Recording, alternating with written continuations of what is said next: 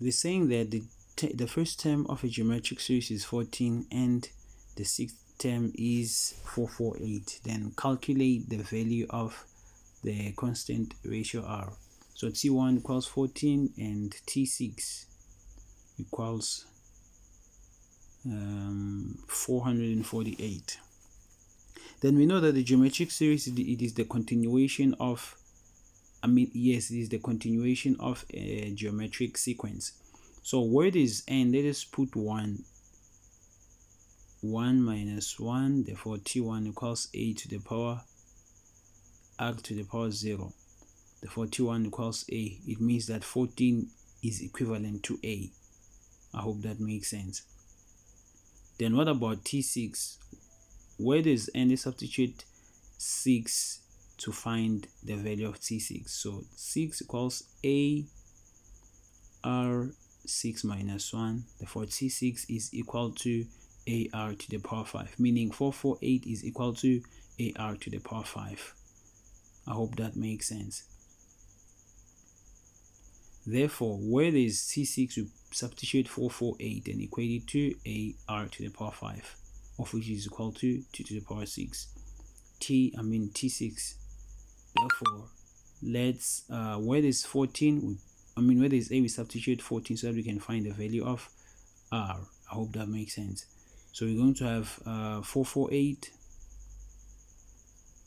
equal to ar to the power 5, and we know that the value of a is 14, meaning where does a, we're going to substitute that 14. Therefore we have our 14 here, we divide both sides by 14 so that we can make r the subject of the formula or the subject of the equation. Then you can actually put a fifth root, then r equals 2. So this is our value, or this is the value of r. I hope it makes sense. 2.12. They're saying that let me just look at these highlights. So determine the number of consecutive terms that must be added. So consecutive terms are terms that are following each other simultaneously that must be added to the first 6 terms of the series in order to obtain that number. So that is the sum, right? Therefore we use this formula. This is a geometric series. So let's try to interpret this. Where does Sn, we put 114674 and a we know is 14, r is 2. We have to determine the value of n that made us to get that 114674. I hope it makes sense. Then after that, that n we subtract it from the 6 terms. I hope it makes sense. So this is what we're going to get here, because the denominator is going to have 1 here. 2 minus 1 is going to be 1. Therefore we're going to have 14, 2 to the power n minus 1. We divide both sides by 14. What we want to do, we want to make n the subject of the equation. Therefore I'm sure to use my calculator.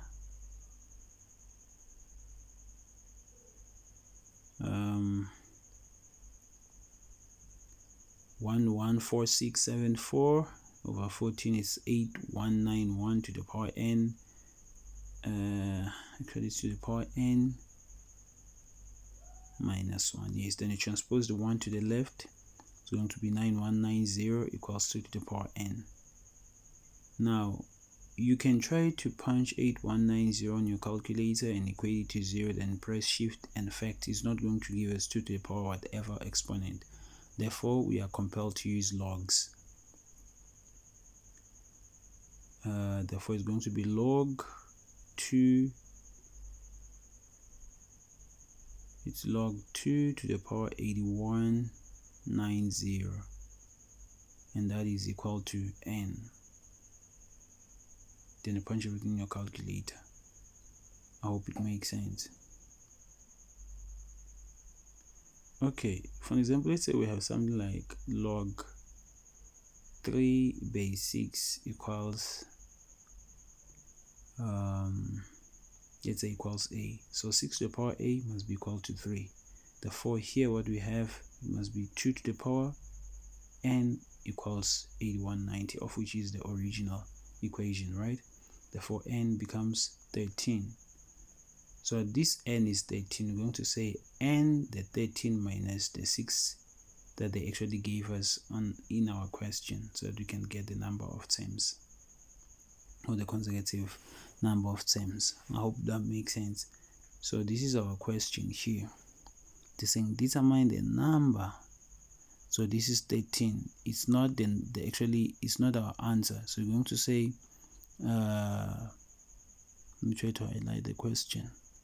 So this 13, it is the number of terms that made us to have this 114,674. So we're going to say n, this, which is 13 minus that 6, it's going to be 7. So 7 terms becomes our answer. So n equals 7. I hope that makes sense. Very, very important.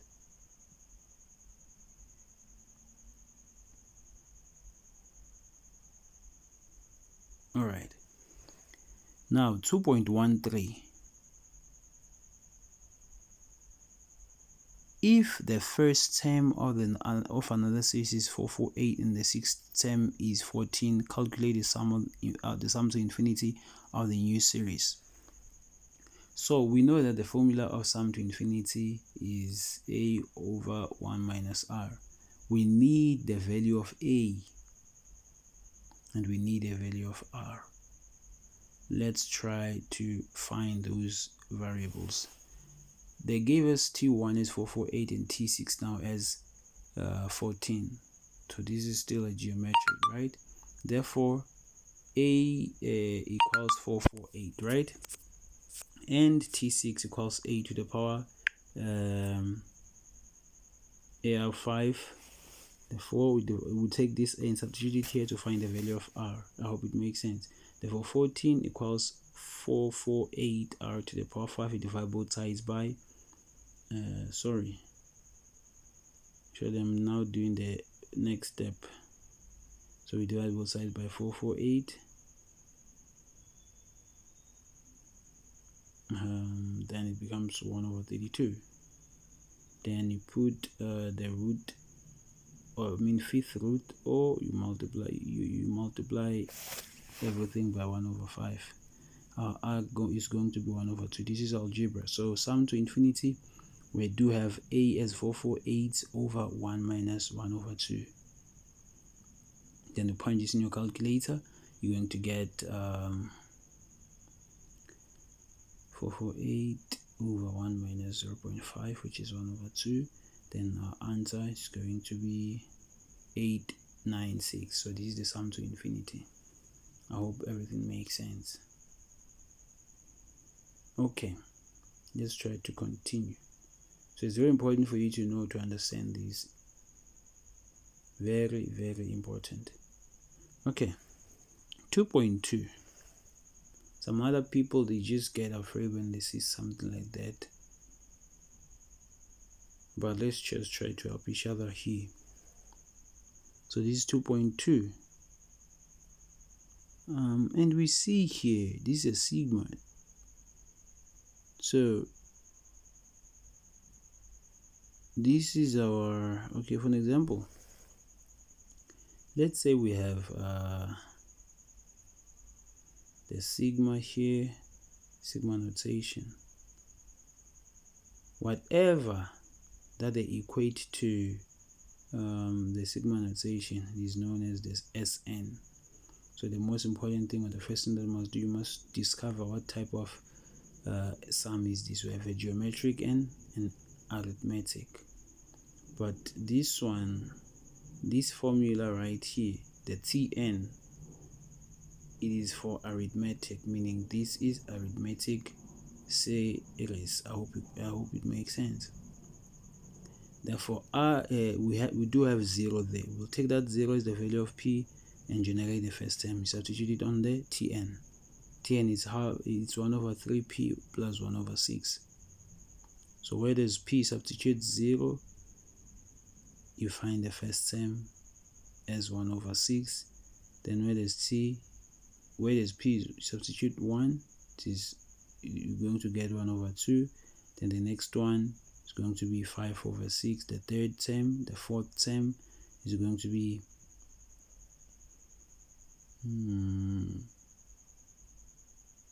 7 over 6.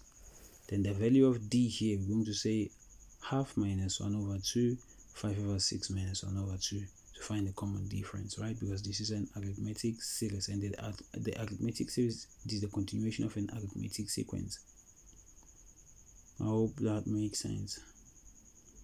Therefore 1 over 2 minus 1 over 6 is going to be 1 over 3. So d is 1 over 3. A is 1 over 6. And we have to determine the value of n. So that n will help us. So let's see. Sn equals n over 2. You see, we do need the value of n. I hope that makes sense. We do need the value of n. So remember, what we're going to do right now is we have to determine the number of terms. So it must be n equal top minus bottom plus 1. Do you remember that formula? So n equals top minus bottom plus 1.